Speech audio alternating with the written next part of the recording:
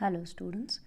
In the last class we discussed about the rigid and non-rigid body and how force acting on such bodies affect the given body. Okay. Now we're going to talk about the next topic, that is turning effect of force. Let's understand.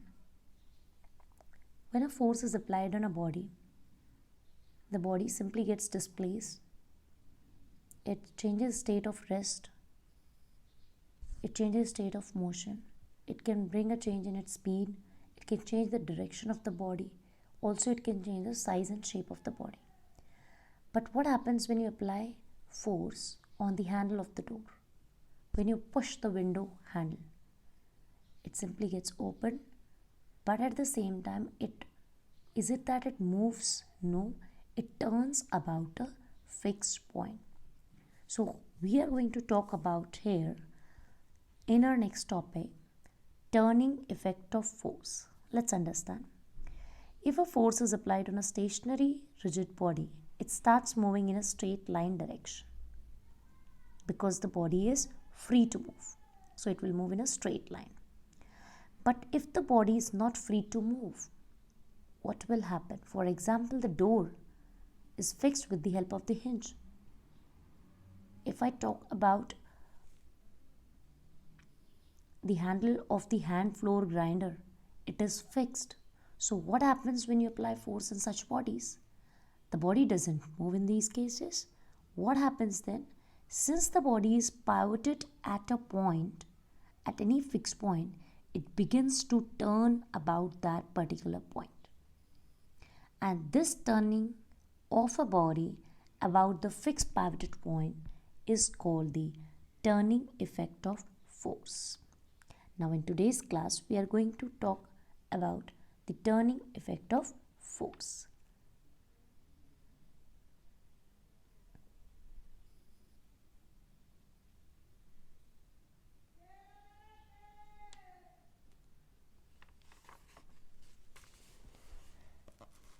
So a force, push or pull, has a turning effect on a body which is not free to move in a straight line, but is pivoted at a point about which it can turn.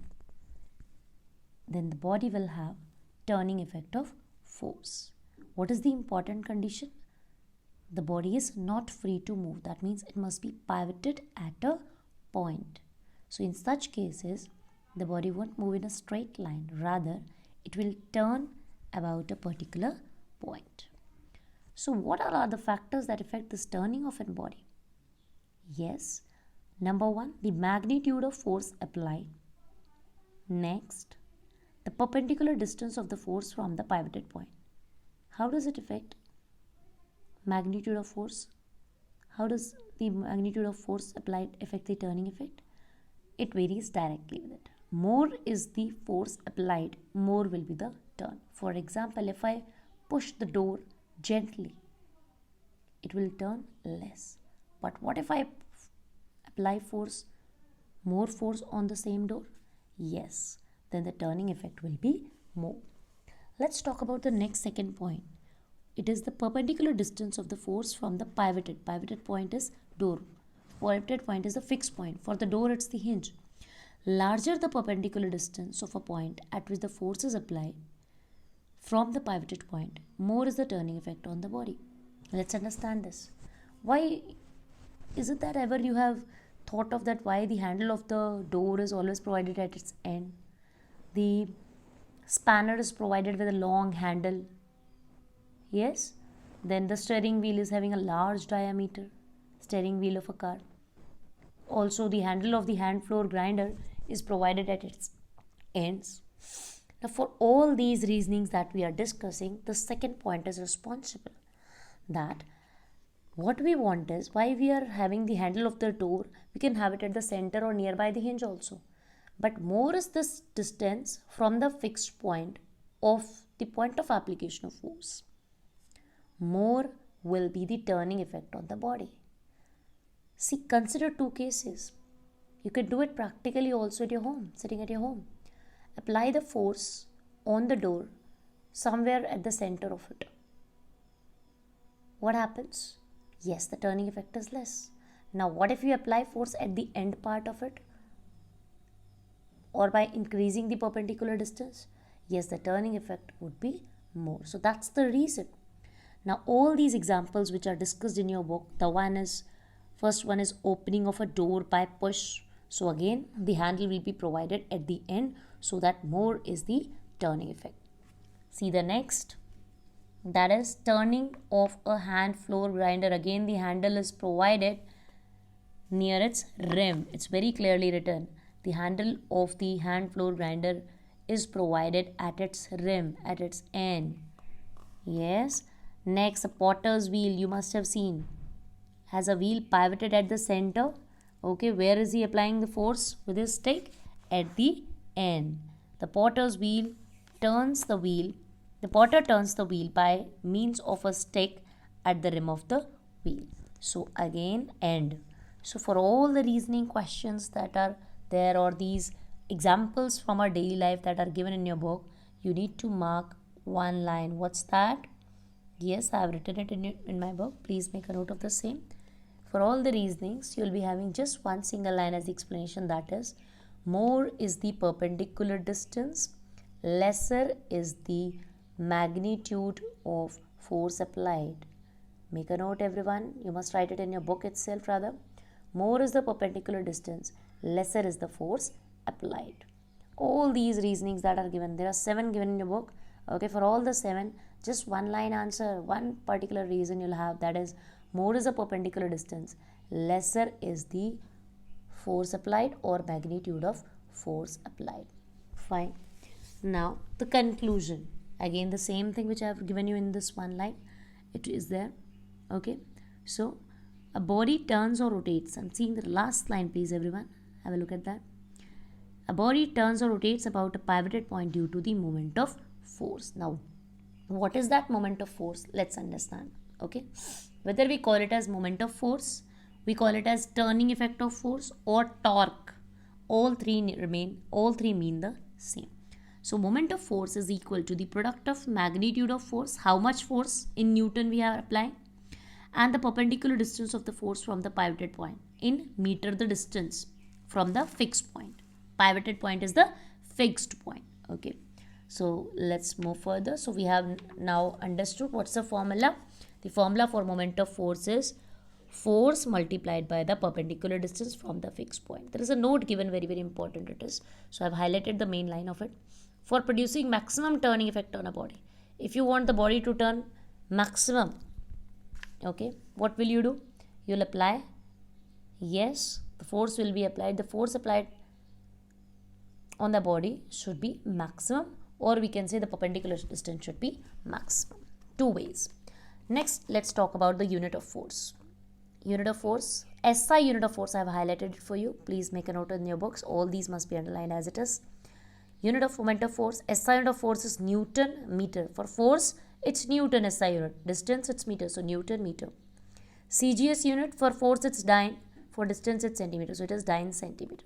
How are the two related? Let's talk about that then. 1 Newton meter is equal to 10 to the power 5. We all know 1 Newton is 10 to the power 5 dyne. And 1 meter is 10 raised to power 2 centimeter. Okay. So if I combine, base is same, 10 raised to power 5 into 10 raised to power 2. Base is same. So powers will be added. What do I get? 1 Newton meter equals to 10 raised to power 7 dyne centimeter. So 2 mark question can come straight away from here. Derive the relationship between SI and CGS unit of moment of force. So this is what it is. 1 Newton meter equals to 10 raised to power 5 dyne into 10 raised to power 2 centimeter. So which is 10 raised to power 7 dyne centimeter.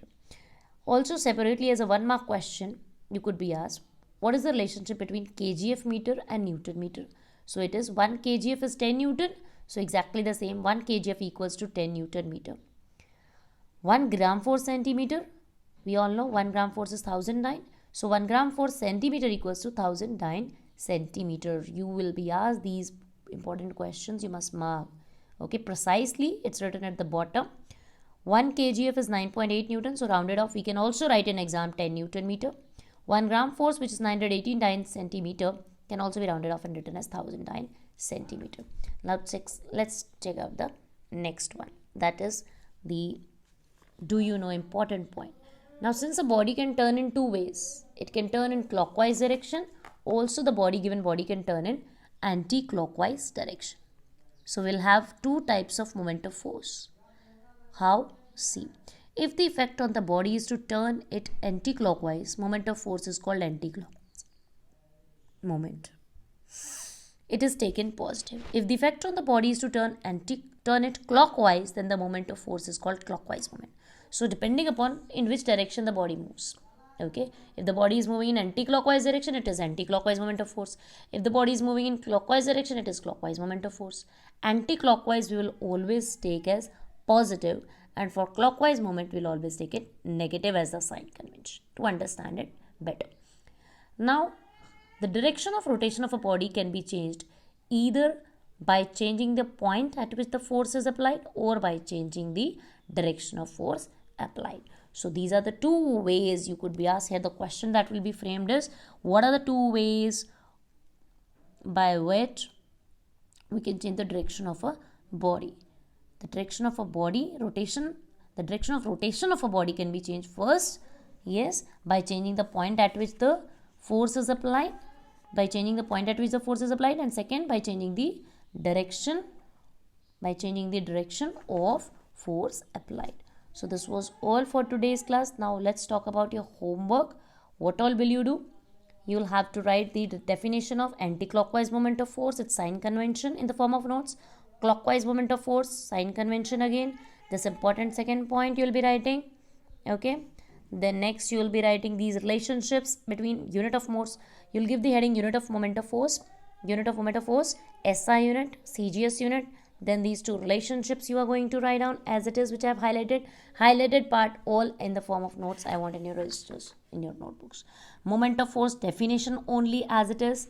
Then this particular line which I am again highlighting, what it says, more is the perpendicular distance, lesser is the force applied, because this will be the reasoning that you're going to give in your exam for all the examples that we are going to ask you in reasoning form. Okay.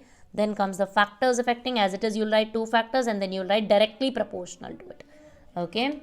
And from here, these 2 points which I have highlighted, force is applied on a stationary rigid body, it starts moving in straight line direction, but if the body is not free to move, it begins to turn about the point. Only the highlighted points, I repeat, must be written in your notebooks or registers, and give the heading as important points and revise and learn all these up till here. Thank you, class.